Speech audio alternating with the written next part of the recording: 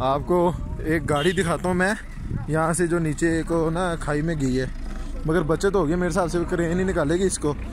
वो देखें वो प्राडो नीचे गई हुई है, वो देखें।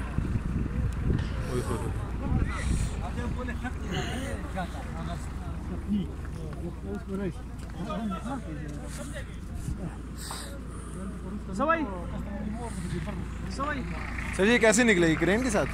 बस वो कोशिश करेंगे ना, ये एक्सीलरेटर के साथ कोशिश करेंगे। हाँ जी, अगर निकल गई तो ठीक है, वरना फिर सर इनके बंदे बच गए, बंदे बच गए हैं। बचे।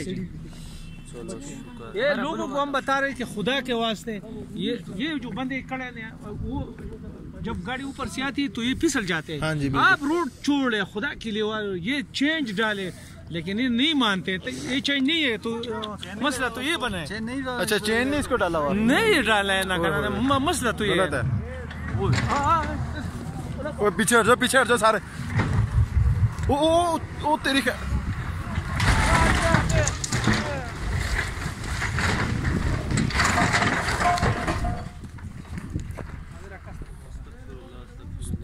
अस्तगफुरुल्लाह। यार वो बंदा चेक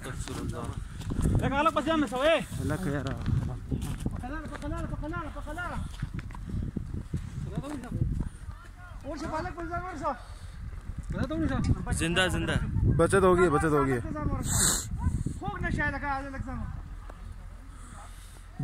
बचत होगी है, शुक्र है अल्लाह का। हाँ जी बचत होगी है।